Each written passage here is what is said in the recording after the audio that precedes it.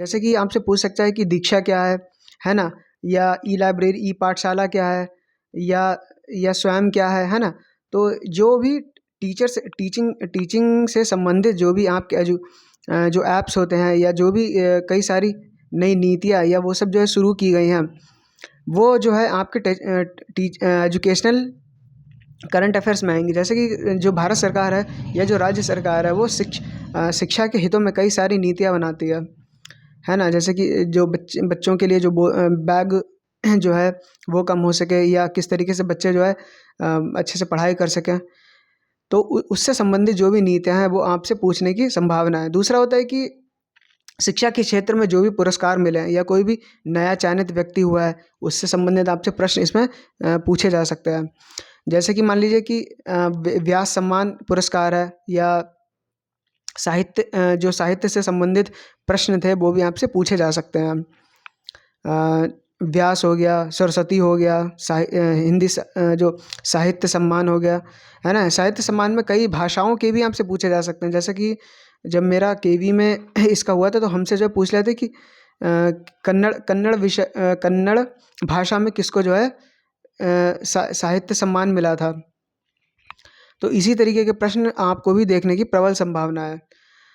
तो अब बात करते हैं स्टैटिक जीके में आपका हिस्ट्री हो गया, ज्योग्राफी हो गया, पॉलिटी हो गया, है ना? तो इससे संबंधित आपको प्रश्न देखने को मिलेंगे। जैसे कि हिस्ट्री में जो है जो प्रमुख आंदोलन हो गए 1857 की जो क्रांति थी, उसमें जो है कई सारे अलग अलग भाग से जो है जिन्होंने पार्टिसिपेट किया था वो हो गए, है ना? या ज्योग्राफी है, तो ज्योग्राफी में जो पर्वत हैं, पठार हैं, वहाँ से प्रश्न बन सकते हैं।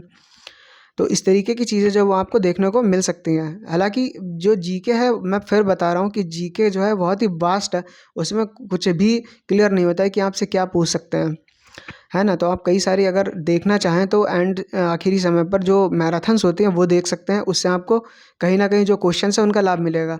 क्योंकि मेरा ये सोचना है कि 10 नंबर के लिए जो है आप जो, जैसे कि इंग्लिश है, इंग्लिश में आपका 4 नंबर क्वालीफाइंग होना ज़रूरी है, या जो हिंदी है उसमें 4 नंबर क्वालीफाइंग होना ज़रूरी है ना? तो वो आपके लिए ज़्यादा बेनिफिशियल रहेगा। और जीके जीएस में हम चाहे कितना भी इसमें, जैसे जो टीचिंग वाले होते हैं उनके पास इतना समय नहीं होता, क्योंकि उन्हें अपना जो सब्जेक्ट होता है उसको भी समय देना होता है।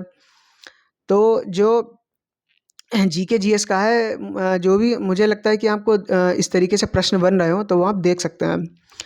फिर दूसरी बात आती है कि जो जेएसए है, या जो टाइपिंग है, ये जो क्लरिकल ग्रेड की जो भी एग्ज़ाम दे रहे हैं ईएमआरएस में, उनके लिए जो है बहुत ज़रूरी होने वाला है। तो वो चाहें तो कुमार गौरव सर हैं, उनकी वीडियोस देख सकते हैं।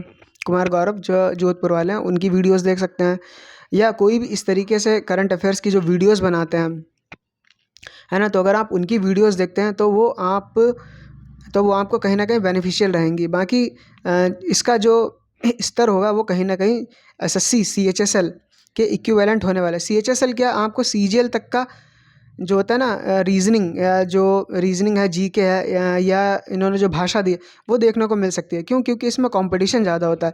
जैसे कि टीजीटी, पीजीटी में क्या है कि जो कंसर्न सब्जेक्ट वाले हैं, जैसे कि कोई हिंदी का है तो वो हिंदी टीजीटी टीचिंग के लिए हिंदी का देगा, जो इंग्लिश वाला है वो इंग्लिश के लिए देगा, है ना?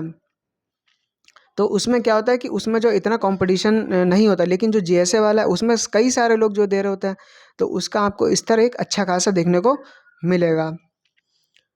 तो बस आप अच्छे से तैयारी करिए, बाकी जो भी चीज़ें रिवीजन करने वाली हैं उनको फटाफट रिवाइज करिए, बस।